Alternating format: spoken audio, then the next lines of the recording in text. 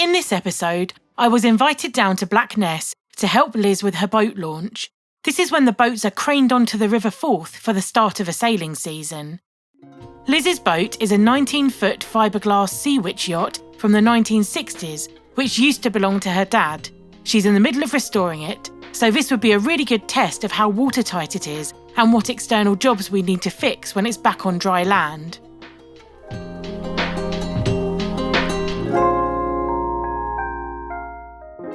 The day started bright and early for us, as the boats have to be launched with the outgoing tide.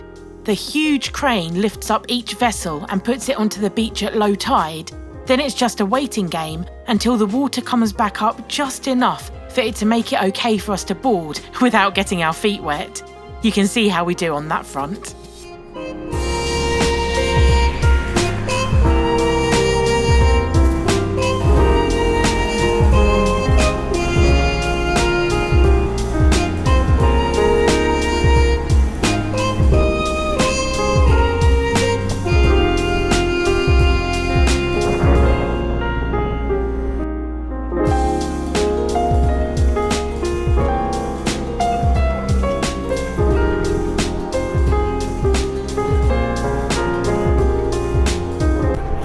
What bits have you got for your boat?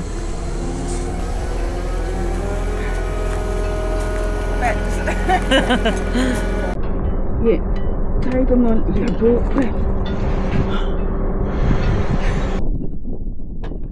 There you go.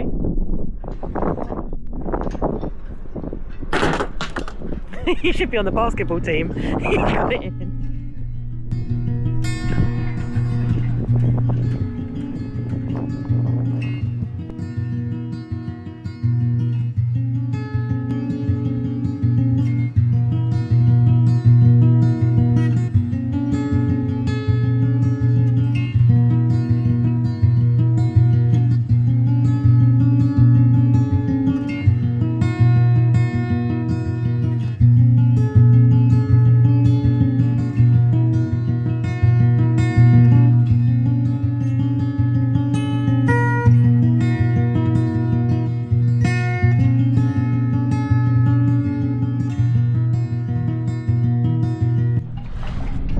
Right, take one. Let's do it. Doing it, Liz. It's happening.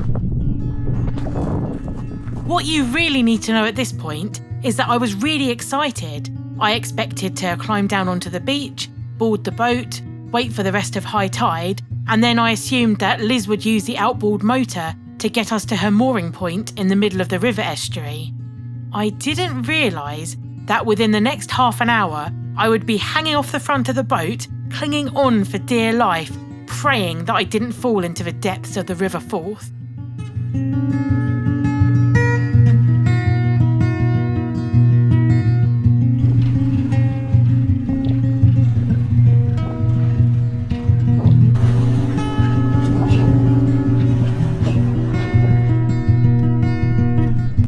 Yay! You're on! Yes, Liz. I was just videoing next to the boat because the seaweed's all sloppy. What better to wait with your friend on a boat? Like...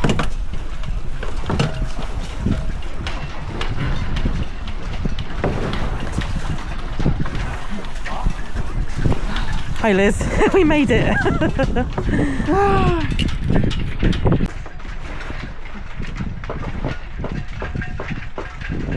This is just to prove that I am actually on Liz's boat and we're waiting for the tide to come in.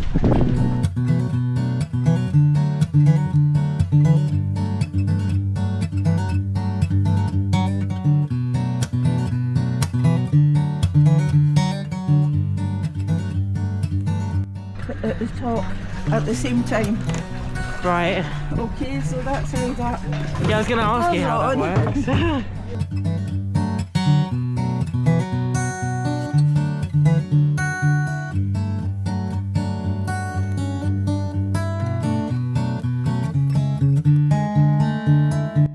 What does that bit of wood do?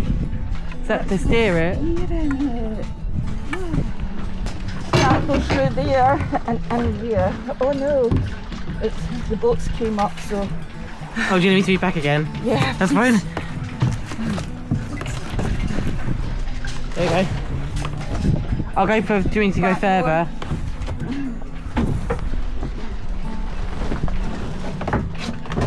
Tell me when.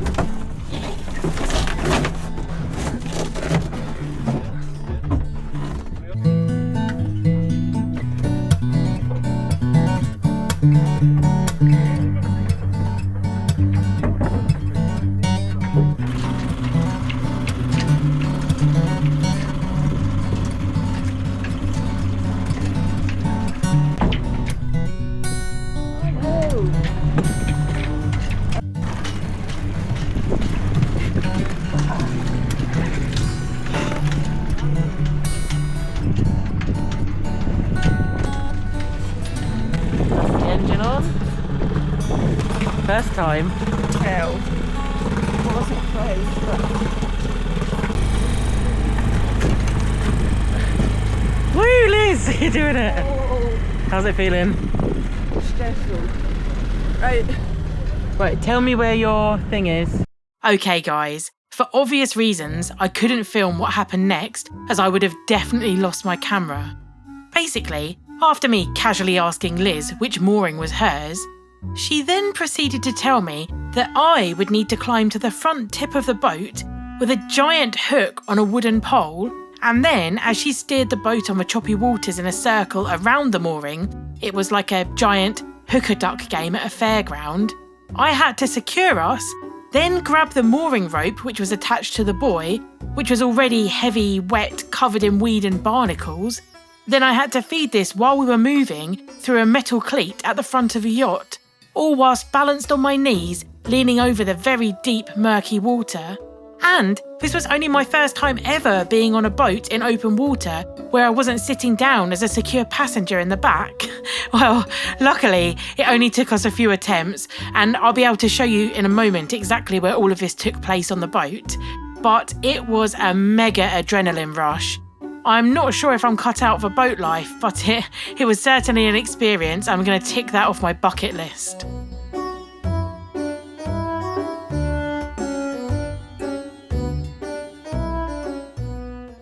At this side, and to go forward, you pull it forward, to go back, you pull it back, and to put it into neutral. Neutral means the engine's running, Right. but the propeller's not connected. Okay. So that's why I said to you, give me a shout as soon as you got it hooked on. I put it out of gear, so you're not struggling into it and holding on into the... It wasn't as hard to put it up. My first handful I got was bloody seaweed. I was like, no. I was like, I'm not letting it go. It was really good.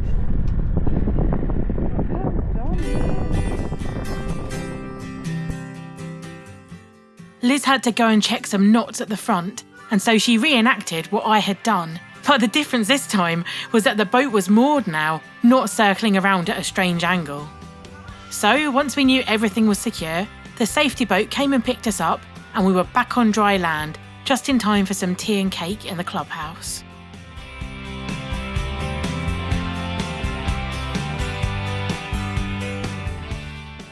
Due to work commitments, I've not been able to film the next episode yet, but we will keep the series going in 2026, especially as there is so much work to do in the cabin and with the electrics. Thanks for watching, guys, and remember, stay curious.